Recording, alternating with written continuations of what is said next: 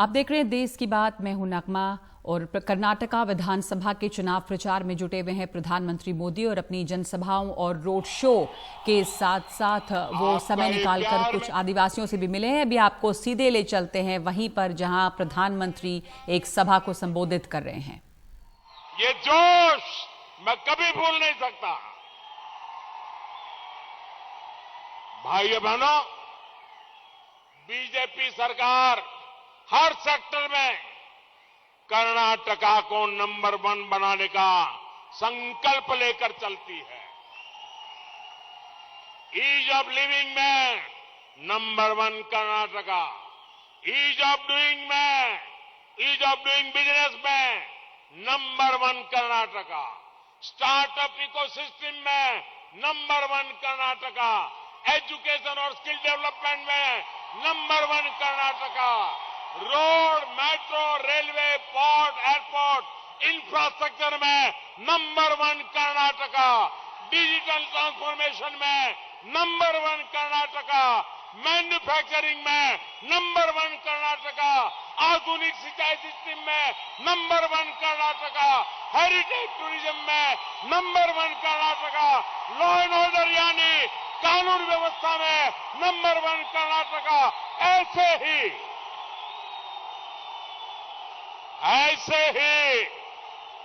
Number 1 Karnataka के लिए, ऐसे ही नंबर 1 कर्नाटका के लिए आपको बीजेपी को वोट देना है। कमल के निशान का बटन दबाना है। भाइयों बहनों, इस रैली के बाद ये मेरा सौभाग्य है कि रैली के बाद मैं श्री कंठेश्वरा स्वामी मंदिर जा रहा हूं और वहां भी मैं आप सभी के उत्तम स्वास्थ्य और समृद्धि की कामना करूंगा। श्री कंठेश्वरा स्वामी मंदिर भगवान शिव के विषपान करने के प्रसंग को समर्पित है।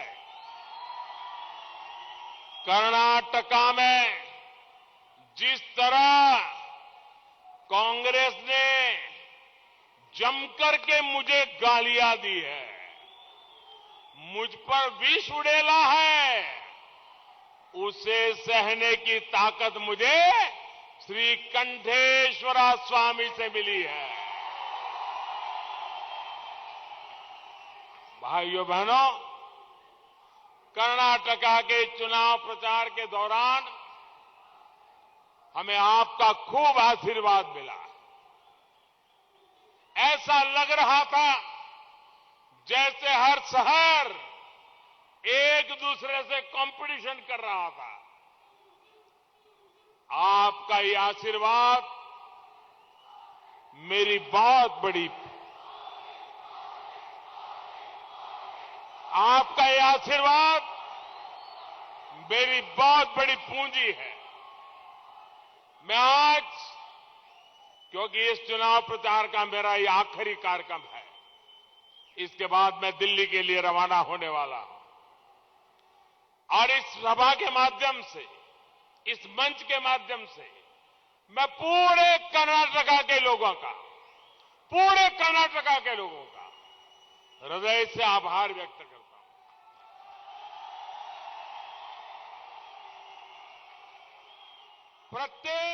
कर्नाटका में मैसूर में प्रधानमंत्री नरेंद्र मोदी एक जनसभा को संबोधित कर रहे हैं, जहां पर बार बार उन्होंने बताया कि बीजेपी को चुना जाए तो बीजेपी किस तरह से कर्नाटका को विकसित करेगी। ईज ऑफ लिविंग से लेकर ईज ऑफ डूइंग बिजनेस, तमाम चीजों में बीजेपी कर्नाटका को और आगे ले जाएगी और बेहतर बनाएगी। प्रधानमंत्री जोर शोर से विधानसभा चुनाव के प्रचार में जुटे हुए हैं और इसी कड़ी में लगातार वहां पे प्रचार कर रहे हैं, धुआंधार प्रचार कर रहे हैं, रोड शोज कर रहे हैं।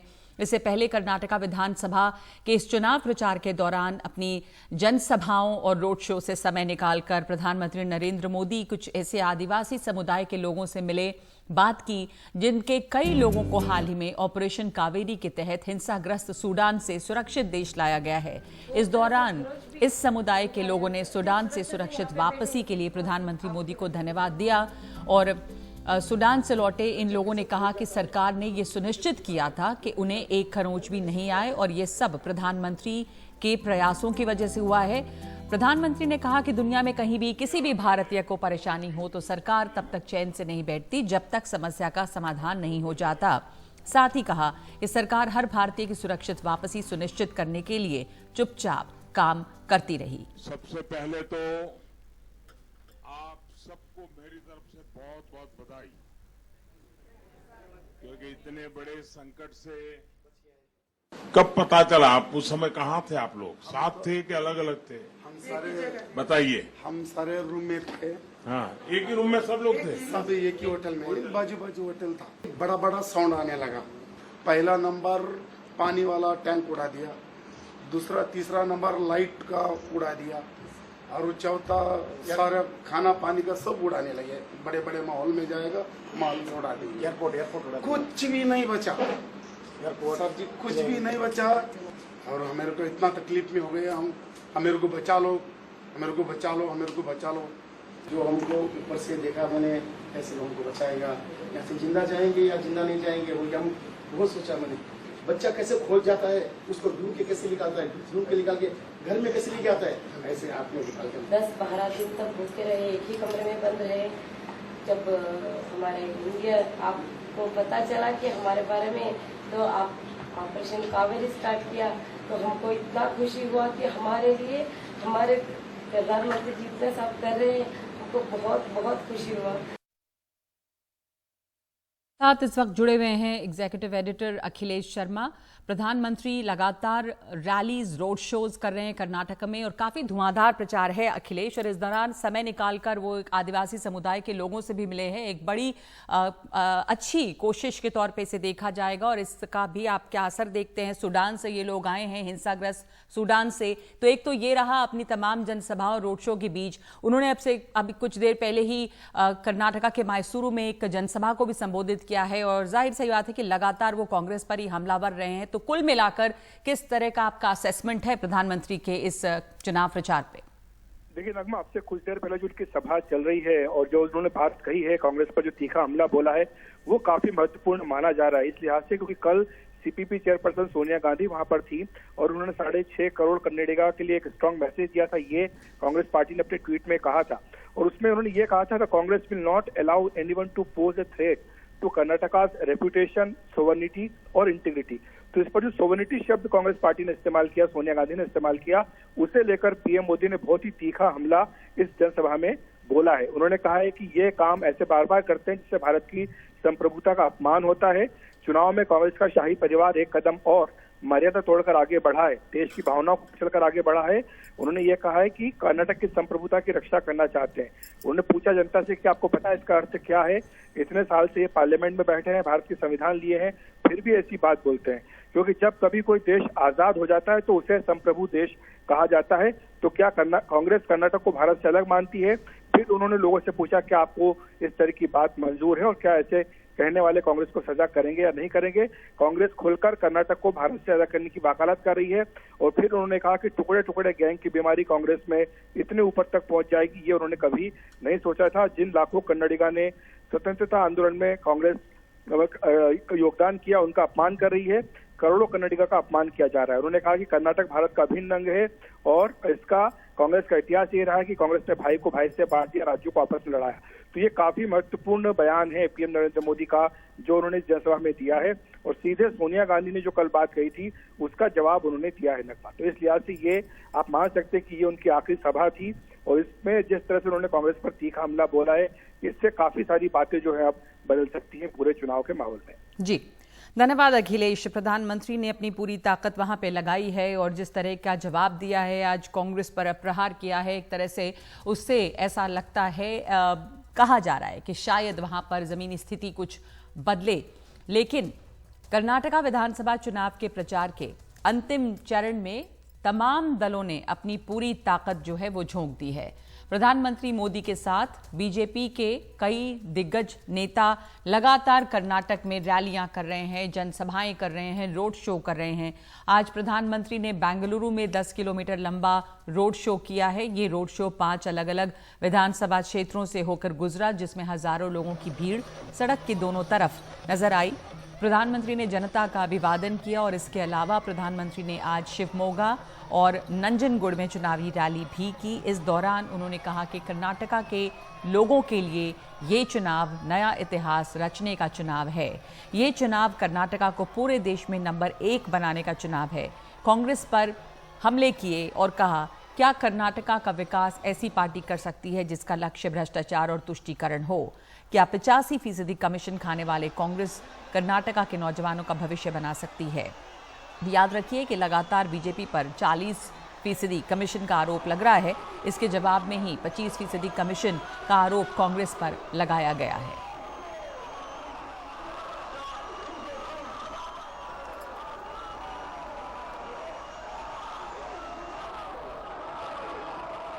हर साल भारत ने विदेशी इन्वेस्टमेंट के नए रिकॉर्ड बनाए, एक्सपोर्ट के नए रिकॉर्ड बनाए, लेकिन जब तक कर्नाटका में कांग्रेस की, जेडीएस की सरकार थी, तब तक इसका पूरा लाभ कर्नाटका को नहीं मिला। जैसे ही यहां डबल इंजन की सरकार बनी तो सालाना विदेशी इन्वेस्टमेंट पहले की तुलना में 3 गुना बढ़ गया। स्नेहितरे, आजकल कांग्रेस लोगों को झूठी गारंटियां बांट रही है, लेकिन वो इस बात का कभी जवाब नहीं देती कि 50 साल पहले जो उसने गरीबी हटाने की गारंटी दी थी, उसका क्या हुआ? कांग्रेस का पूरा काम झूठ का बंडल होता है। इसलिए कांग्रेस भारत से गरीबी खत्म नहीं कर पाई।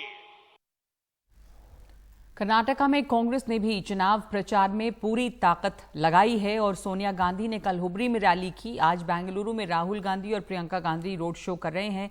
ये रोड शो रात के 8 बजे होगा। तो अगर बीजेपी वहां पर जोर शोर से चुनाव प्रचार कर रही है तो कांग्रेस भी यहां पर जोर शोर से अपनी पूरी ताकत से जुटी हुई है।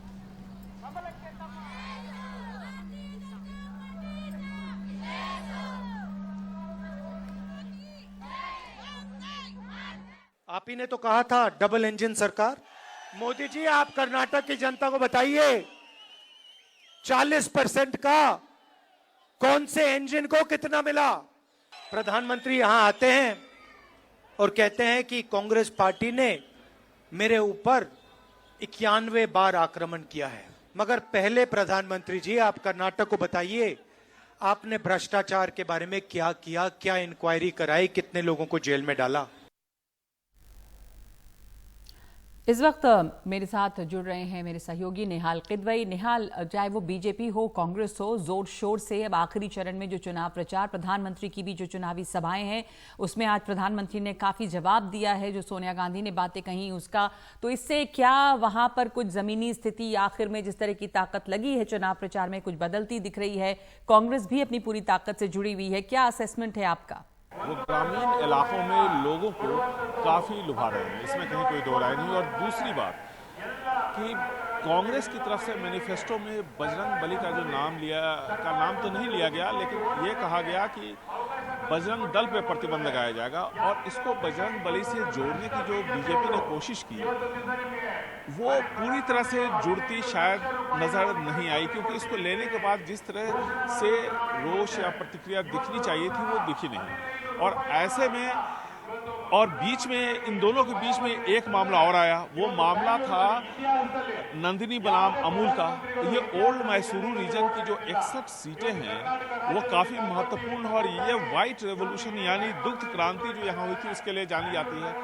वहाँ पर जिस तरह से जेडीएस ने और कांग्रेस ने इसको बढ़ा चढ़ा करके पेश किया तो लोगों को कहीं ना कहीं ये लगने लगा कि अमूल को ला करके नंदिनी को ख़त्म करने की कोशिश की जा रही है। और इसका जवाब जिस तरह से बीजेपी को देना चाहिए था, प्रधानमंत्री पूरी कोशिश कर रहे हैं क्योंकि इस बार जो चुनाव हो रहा है वो प्रधानमंत्री के नाम पर हो रहा है और उनका चेहरा सामने है। पहली बार कर्नाटका में पिछले 3 दशकों में जब से बीजेपी सत्ता में यहाँ पर लगातार अपना प्रभाव दिखाती रही है, तब से अगर आप देखें तो हमेशा कोई ना कोई स्थानीय नेता रहा सामने, लेकिन इस बार स्थानीय नेता नहीं है।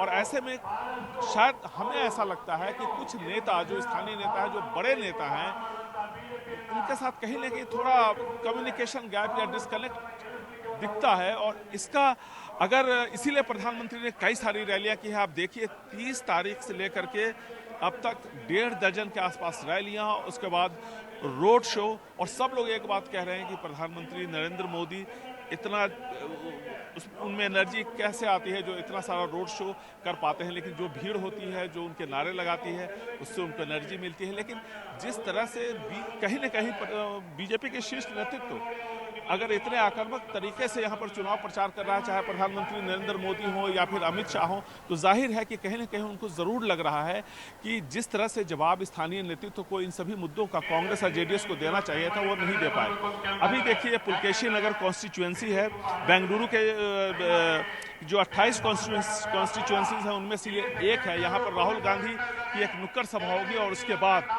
यहाँ पर एक रोड शो होगा तकरीबन आधे किलोमीटर का। काफ़ी लोग हैं। मैं एक ऊंची जगह पे हूँ, देखिए यहाँ भी काफ़ी भीड़ है।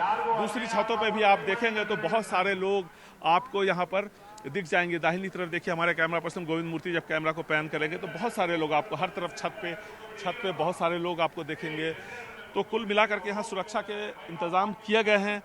अब चूंकि चुनाव प्रचार का ये आखिरी दौर है, कल 5 बजे के बाद चुनाव प्रचार थम जाएगा, इसलिए प्रधानमंत्री के साथ साथ विपक्ष यानी कांग्रेस और जेडीएस के जो नेता हैं सब पूरी ताकत झोंक दी है इन लोगों ने और जगह जगह प्रचार प्रसार कुछ इसी तरह से चल रहा है। जी धन्यवाद आपका निहाल। राहुल गांधी और प्रियंका गांधी का भी यहाँ पे होने वाला है चुनावी जो उनकी रैली है, जो रोड शो है वो होगी। प्रधानमंत्री वहाँ पे मौजूद रहे और अब आखिरी चरण में ये चुनाव प्रचार है, लेकिन कितना असर दिखता है उन मुद्दों का, जैसे बजरंगबली की एंट्री हुई इस चुनाव में, नंदिनी दूध, नंदिनी बनाम अमूल, तो ये सब जो हैं वो ज़मीन पे कितना असर डालते हैं ये अभी देखना बाकी है। इस तरह का रोष जो है वो दिखा नहीं, जैसा निहाल बता रहे हैं बजरंगबली के मुद्दे पर भी। तो ये है कर्नाटका के रण में जो तमाम पार्टियां जुटी हुई हैं। आज वहां राहुल और प्रियंका भी हैं। प्रधानमंत्री ने अपने रोड शोज किए और इस तरह से चुनाव प्रचार अब खत्म होने वाला है।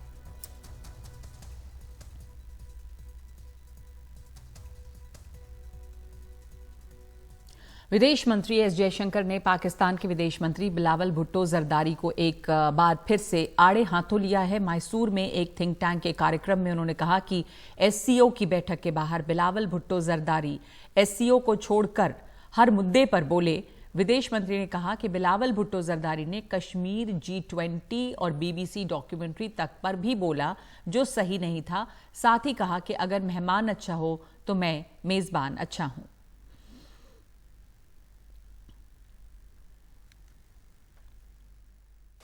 We invited the Pakistani foreign minister because there was an SCO foreign ministers meeting, and when it comes to multilateral meetings, you invite people to discuss that subject. Okay? So he was invited in his capacity as a representative of Pakistan to put across his views on matters pertaining to the SCO. We could differ, he may have his own viewpoint, I may have my own viewpoint. There's an SCO meeting room in which we would exchange, differ. That's one thing. But if you look at what were his public utterances outside in the press conference and other interviews, He's not spoken about the SCO at all. He's spoken about everything else pertaining to India. You know, I mean, he's spoken about our politics, he's spoken, his past value judgments, from Kashmir to G20 to BBC documentary. I mean, as I said, other than SCO, he's spoken about everything else. So now, what do I do as a host? तो हमारे साथ जुड़ रहे मेरे सहयोगी उमा शंकर सिंह। उमा, जब बिलावल भुट्टो जरदारी आए हिंदुस्तान, उसके पहले ये बहुत अंदेशा था और बल्कि एक तरह की उम्मीद भी थी। हालांकि दोनों देशों में उम्मीद कमी थी कि कुछ रिश्तों में बेहतर होगा, लेकिन फिर भी वो आए तो इसको लेकर चर्चा बहुत थी। ये आशंका थी कि वो कुछ इस तरह का बोलेंगे जो उन्हें नहीं बोलना चाहिए, और वही हुआ। तो दोनों ही देशों में, पाकिस्तान में भी आप देखें और यहाँ भी, इसके रिएक्शंस जो हैं वो किस तरह के रह रहे हैं? जी देखिए, जैसा कि विदेश मंत्री एस जयशंकर ने एक बार फिर से साफ किया है कि बिलावल भुट्टो जरदारी को न्योता ही इसलिए भेजा गया था क्योंकि एससीओ का मेंबर है पाकिस्तान और उस कैपेसिटी में वो यहाँ पर आए। शुक्रवार को जब ये बैठक खत्म हुई तो पहले तो बैठक में दो बातें ऐसी की बिलावल भुट्टो जरदारी ने, जिसमें एक तो ये कहा कि जो टेररिज्म का खुद पाकिस्तान विक्टिम है, और दूसरा ये कहा कि टेररिज्म को एक हथियार के तौर पर इस्तेमाल नहीं करना चाहिए डिप्लोमेटिक पॉइंट स्कोरिंग के लिए। जब शाम को प्रेस कॉन्फ्रेंस हुई विदेश मंत्री एस जयशंकर की, तो उस समय उनसे तमाम सवालात पूछे गए जो बिलावल भुट्टो जरदारी ने या तो बैठक में बोला हो या फिर बैठक के बाहर जो उन्होंने अपनी प्रेस कॉन्फ्रेंस की थी पाकिस्तान के मीडिया के लिए, उसमें जिन मुद्दों पर बोला उनसे सवालात पूछे गए।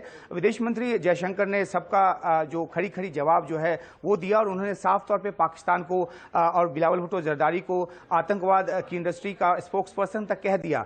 जयशंकर के इस बयान की आलोचना पाकिस्तान की तरफ से शुरू हुई, और आज जब मैसूर में ये चर्चा उठी और इससे जुड़ा सवाल पूछा गया तो विदेश मंत्री ने अपने आलोचकों को जवाब देने की कोशिश की है और ये कहा है कि अगर मेहमान अच्छा होता तो मैं मेजबान अच्छा हूं।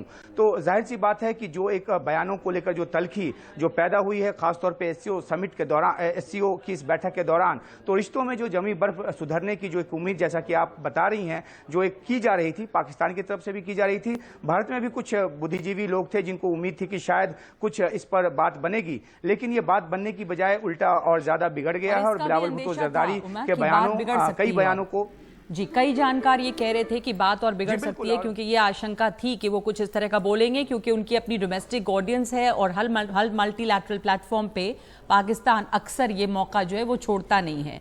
तो बिलावल भुट्टो जरदारी के लिए इस तरह के बयान से उनके यहाँ जो डोमेस्टिक कंपल्शंस हैं, जो दबाव है, उनकी अपनी जो पॉलिटिक्स है, उसे कैसे देखते हैं आप? वो उनके लिए फायदेमंद साबित हो रही है वहां पे, क्योंकि वहां भी दो खेमे थे उनके आने को लेकर।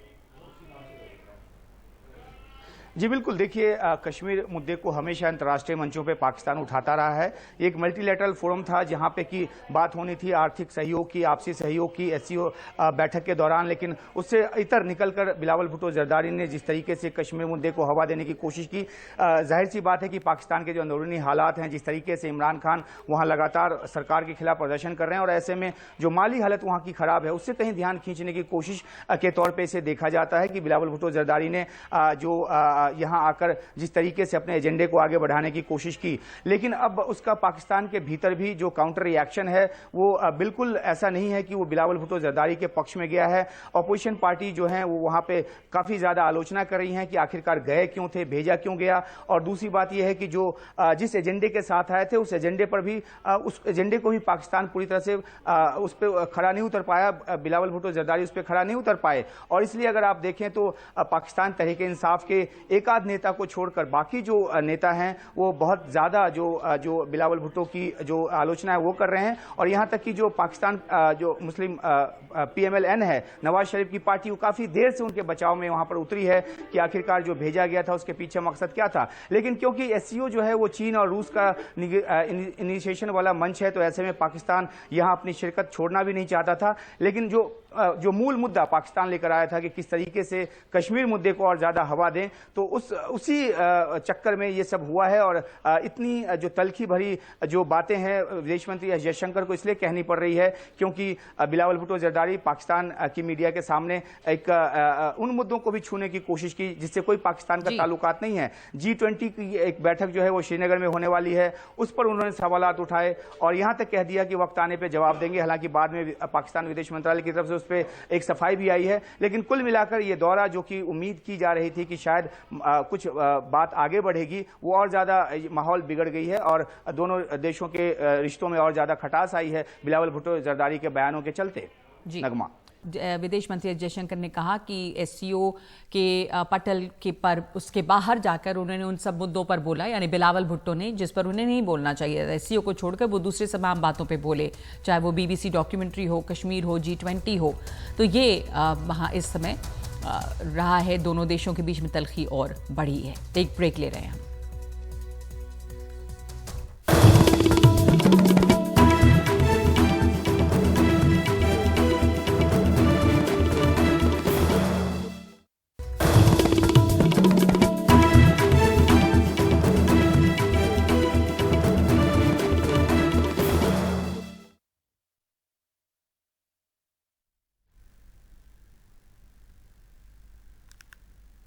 शराब नीति मामले में आम आदमी पार्टी ने सीबीआई और ईडी पर निशाना साधते हुए दावा किया है कि उनके पास इस केस में कोई सबूत नहीं है और इसका प्रमाण है कि राउज एवेन्यू कोर्ट से दी गई उन 2 लोगों की जमानत जो शराब नीति मामले में गिरफ्तार थे। दिल्ली सरकार में शिक्षा मंत्री आतिशी ने प्रेस कॉन्फ्रेंस कर कहा कि राजेश जोशी और गौतम मल्होत्रा को मिली जमानत इस बात का सबूत है और कहा कि 1 पैसे के भी भ्रष्टाचार का सबूत सीबीआई और ईडी के पास नहीं है। इस तथाकथित शराब घोटाले में कल राउज एवेन्यू कोर्ट ने एक फैसला दिया।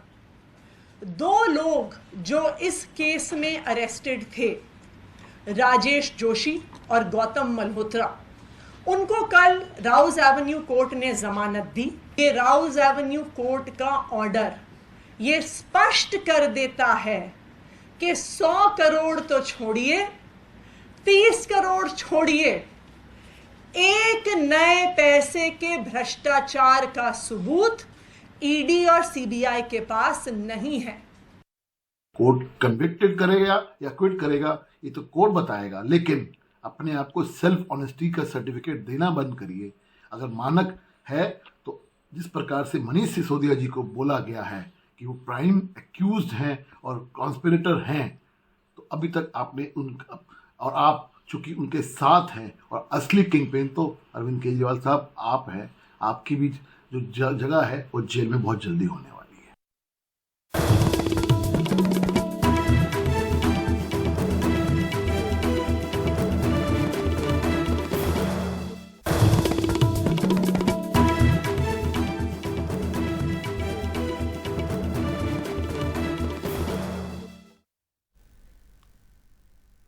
मणिपुर में हिंसा के बाद हालात अब सामान्य हो रहे हैं। हालांकि कर्फ्यू अभी भी लगा है। हिंसा प्रभावित चूड़ाचंदपुर में आज कर्फ्यू में कुछ ढील दी गई। सेना और सुरक्षा बलों के हजारों जवान वहां तैनात हैं। हमारे सहयोगी रत्नदीप चौधरी आज बॉर्डर से लगने वाले इलाकों में पहुंचे जहां हिंसा सबसे ज्यादा हुई थी। हालांकि सेना ने वहां हालात संभाल लिए हैं। देखिए रत्नदीप चौधरी की ये ग्राउंड रिपोर्ट।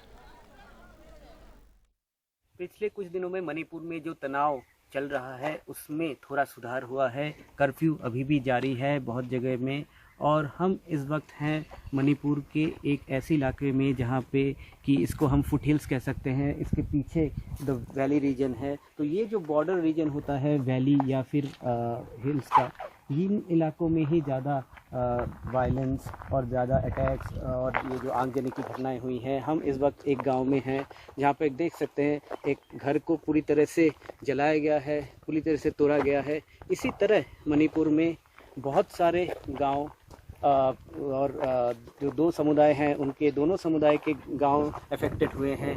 आप देख सकते हैं ये घर जलाया गया है। आगे थोड़ा धुआं भी निकल रहा है जो जले हुए गांव में। इसी तरह से लोगों को अपनी जो घर है और उनके जो प्रॉपर्टीज़ हैं उनसे हाथ धोना पड़ा है और जान को बचाते हुए अब लोग, ये गांव पूरा खाली है, इस गांव के लोग जो आगे आर्मी ने जो रिलीफ कैंप बनाया है वहाँ पे वो रह रहे हैं। आप देख सकते हैं अभी भी आग की लपटें, आप देख सकते हैं, हमारे कैमरा पर्सन वीएम संजू आपको दिखा रहे हैं, ये आग की लपटें निकल रहे हैं। ये एक ट्रैक्टर था, ये राइस मिल था यहाँ पे कि गांव में जो खेती होती है उसको तोड़ा जाता था, मगर अब आर्मी को डिप्लॉय कर दिया गया है ये जो बॉर्डर लाइन एरियाज़ में, ताकि नए सिरे से फिर से कोई घटना नहीं घटे। और आर्मी के आने के बाद सुधार हुआ है। यहाँ पे कुछ गांव वाले भी हैं, एक गांव वाले के साथ हम बात करने की कोशिश भी करेंगे। जी, ये आप इसी गांव से हैं? हाँ सर, मैं तो इसी गांव से। इस गांव में जो घटना घटी तब कैसे घटी और आप इसके बाद आपने क्या किया?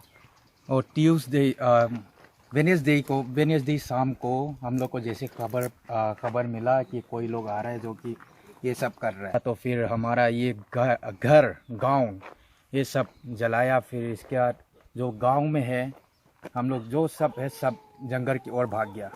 फिर जंगल की ओर भागने के बाद दूसरे दिन ये लोग आर्मी लोग बोले हैं, आर्मी लोग आया हमारे पास। तो फिर तब से थोड़ा बहुत भले हमारे घर या हमारे सब प्रॉपर्टी चला गया हो, लेकिन हम लोग थोड़ा शांति और सुकून से थोड़ा हम लोग रह रहे हैं यहाँ पर। तो आप देख सकते हैं, ये कह रहे हैं कि भले ही घर चला गया है मगर शांति धीरे धीरे से लौट के आ रही है। मगर इनके लिए बहुत ही दुखदायक घटना है कि उनके जो घर है ये पूरी तरह से इनको तोड़ा गया है, जल गया है, मगर फिर भी अपने जान को बचाते हुए ये आगे सुरक्षित इलाके में रह रहे हैं। और जो फोकस है वो है ये जो अब शांति लौट के आई है इसको बरकरार रखना, इसीलिए इंडियन आर्मी को यहाँ पे डिप्लॉय किया गया है। वीएम संजू के साथ मणिपुर से रत्नदीप चौधरी, एनडीटीवी इंडिया।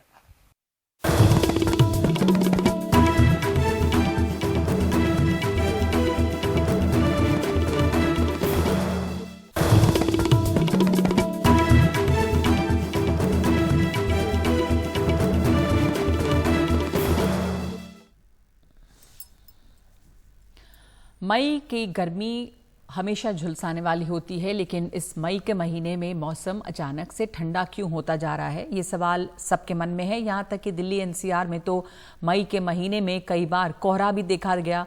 सवाल यह है कि और इसका असर क्या होगा। मौसम में अचानक आए इस बदलाव से उठे तमाम सवालों का जवाब जानने के लिए एनडीटीवी की सहयोगी कंपनी बीक्यू प्राइम हिंदी की नियति बोहरा ने स्काईमेट वेदर के प्रेसिडेंट जीपी शर्मा से खास बातचीत की है। मई का महीना मतलब चुपती जलती गर्मी का मौसम। जी हाँ, होता था, लेकिन इस बार नहीं। इस बार कुछ अजीब हो रहा है। उत्तर भारत में दिल्ली और आसपास के इलाकों में मौसम बहुत डरावना नहीं, अचानक से सुहाना हो गया है। मौसम के इसी बदले हुए मिजाज को समझने के लिए हमारे साथ आज जुड़ रहे हैं स्काईमेट मेट्रोलॉजी और क्लाइमेट चेंज के president GP Sharma. Mister Sharma, welcome to BQ prime Hindi. समझा दीजिए मौसम को हुआ क्या है। कुछ दिनों पहले हम हीट वेव कर रहे थे, अचानक से क्या बदल गया? देखिए, इस पर मौसम में जो बदलाव है अभी नहीं, हमने पहले भी देखा। एक्चुअली फरवरी के महीने में पहले गर्मी शुरू हो गई थी, काफी ज्यादा तापमान बढ़ गए थे। उसके बाद जो कि मार्च तक पहले हाफ तक रहे, पहले पखवाड़े तक, लेकिन उसके बाद हमने देखा कि उसमें चेंज आ गया। और विशेषकर पिछले 15 दिनों से तो देश भर के अलग अलग हिस्सों में ऐसी स्थिति है जो कि शायद वैसे कंफर्टेबल है। मौसम की जो कंडीशंस हैं काफी सारे भागों में, लेकिन सीजनल नहीं है, अनसीजनल टाइप है। तापमान सामान्य से 15 डिग्री कम, बहुत सारे भागों में 10, 11, 12 और इवन 15, जिसमें कि देश की राजधानी भी है। ऐसे ही तापमान लगभग 25 से लेके 30 डिग्री के आसपास या उससे कम देश के मध्यवर्ती भागों में। ऐसा देखने को मिलता नहीं है, क्योंकि मई का महीना और जून के कुछ दिन कहें तो हम सबसे ज्यादा गर्म मानते हैं। और आप मई के महीने में तो 40 डिग्री से कम तापमान तो बहुत सारे भागों में होता नहीं है। और आप यकीन करिए, पिछले 5 दिन से देश में लगातार 5 दिनों तक किसी भी हिस्से में 40 डिग्री का तापमान नहीं पहुंचा। वो लगभग 37-38 डिग्री तक पहुंच गए ही सिमट गए थे। हाँ, एक बार मौसम फिर बदल रहा है और आने वाले दिनों में और तेजी से बदलाव होगा। 40 डिग्री एक बार फिर से गुजरात में पहले शुरू होगा और उसके बाद से देश के दूसरे भागों में भी हमें इससे तापमान देखने को मिलेंगे। कहने का मतलब है एक नॉर्मल जो सीजन होता है मई का, एक सप्ताह का समय दीजिए, एक twist in the weather condition, change in weather condition वो हमें देखने को मिलेंगी। जी, तो back to back western disturbances का सिलसिला उत्तर पश्चिमी इलाकों में आगे भी जारी रहेगा या कुछ दिनों बाद फिर से आसमान आग उगलने लगेगा? देखिए, जैसे जैसे हम प्री मानसून के ओर बढ़ते हैं, जैसे मई का महीना या फिर जून के महीने से जैसे मानसून शुरू होता है, धीरे धीरे जो पश्चिमी विक्षोभ या वेस्टर्न डिस्टर्बेंस जो है इनका इम्पैक्ट कम हो जाता है, इनकी फ्रीक्वेंसी भी कम हो जाती है, इनका जो असर है वो भी कम होना शुरू जरूर हो जाता है। रहते जरूर हैं, इनके बिना तो ना तो मानसून पहुंचता है उत्तरी भागों में देश के, अगर नॉर्थ वेस्ट इंडिया में या उत्तरी भागों में कहें तो वो इन्हीं के कारण ही पहुंचता है। पर अभी आने वाले दिनों में उतना एक्टिव वेस्टर्न डिस्टर्बेंस नहीं रहेगा, जिसके कारण कि प्लेन्स में उसका असर हो, माउंटेन्स में अभी भी रहेगा। मैं तो कह रहा हूँ पिछले कुछ दिनों से जैसे हम सुन रहे हैं, जैसे उत्तराखंड में काफी सारे जगहों पे स्नोफॉल है, चारधाम यात्रा बाधित है, कई जगह वो तो रोक भी दी गई है, वही कारण है और वो अगले कुछ दिन वहां तो चलता रहेगा। लेकिन प्लेन जो है उत्तर भारत के, उसमें 2 दिन के बाद दिल्ली समेत हमें उसमें बदलाव देखने को मिलेगा, बहुत कम एक्टिविटी रहेगी और उसके कारण तापमान में एक हमें वृद्धि देखने को मिलेगी, काफी तापमान बढ़ जाएंगे। मैं तो कह रहा हूँ दूसरे हफ्ते दूसरा जो पखवाड़ा होगा, सेकेंड फोर्टनाइट ऑफ मई, उसमें हीट वेव बन जाने की संभावना बकायदा बन जाएगी देश के मध्यवर्ती भागों में और पूर्वी भागों में टू स्टार्ट विद, और उसके बाद फिर उत्तरी भागों में भी ऐसे ही हालात बन जाने की संभावना बिल्कुल रहेगी। जी, शुक्रिया mister Sharma, BQ prime Hindi को समय देने के लिए और इस अनयूजुअल मौसम का पूरा माजरा समझाने के लिए। व्यूअर्स, अगर आपके शहर में मौसम मेहरबान है तो अपनी सेहत का ध्यान रखिए और मजेदार मौसम का लुत्फ उठाइए। शुक्रिया जुड़ने के लिए।